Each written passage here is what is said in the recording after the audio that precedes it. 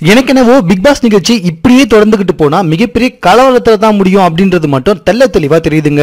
ஒரு பக்கம் big pass நிகழ்ச்சிக்கு ஆதரவாக மக்கள் பேசி வந்துட்டு இருக்காங்க. இன்னொரு பக்கம் வந்துட்டு பிக் பாஸ் நிகழ்ச்சியில் நடப்பது எல்லாமே வந்துட்டு தமிழகத்திற்கு எதிரானது, தமிழக கலாச்சாரத்திற்கு எதிரானது அப்படின்னு சில கட்சிகள் வந்துட்டு போராட்டம் செய்து வந்துட்டு இருக்காங்க. சில பேர் என்னடானா நம்மளுடைய பிக் பாஸ் நிகழ்ச்சியில் கலந்து கொண்டிருக்கும் அனைவர் மீதுமே வந்துட்டு வழக்கு தொடர போறேன், கமலஹாசன் மீது வழக்கு தொடர போறேன் அப்படின்னு பரபரப்பை கிளப்பி வந்துட்டு இருக்காங்க. இது எதையுமே கண்டுக்காம பிக் பாஸ் நிகழ்ச்சி உள்ள இருக்க எல்லாருமே வந்துட்டு ஒருத்தருக்கு ஒருத்தர் பயங்கரமா போட்டி போட்டுக்கிட்டு அடிச்சுக்கிட்டு இன்னும் தப்பா தான் பேசி வந்துட்டு இருக்காங்க.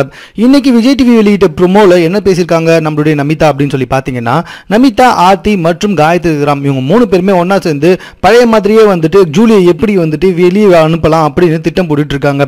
அதுல நம்மளுடைய நமிதா வந்துட்டு என்ன பேசியிருக்காங்கன்னா, ஜூலி வந்துட்டு ரொம்ப பேட் ஹேபிட்ல போயிட்டு இருக்கா, அவளோட ஹேபிட் எல்லாமே பயங்கர ஒஸ்டா இருக்கு அப்படின்னு வார்த்தைக்கு வார்த்தை ஜூலியை பத்தியே பயங்கரமா பேசிட்டு இருக்காங்க. அது மட்டும் இல்ல, ஜூலியை பார்த்து அவ கேடினா நான் மகா கேடி அப்படின்னு ரொம்பவே ஆக்ரோஷமா பேசிட்டு இருக்காங்க. இந்த விஷயம் ஜூலியோட காதல பட்டா மாதிரி தான் அந்த ப்ரோமோவும் காமிச்சிருக்காங்க.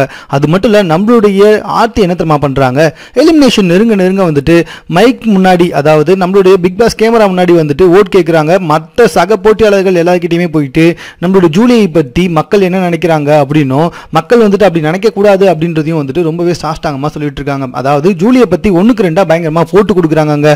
இதனால வந்துட்டு மக்கள் இன்னும் ஆர்த்தி மேலதான் வந்துட்டு அதிகமாக கோவப்பட்டு வந்துட்டு இருக்காங்க.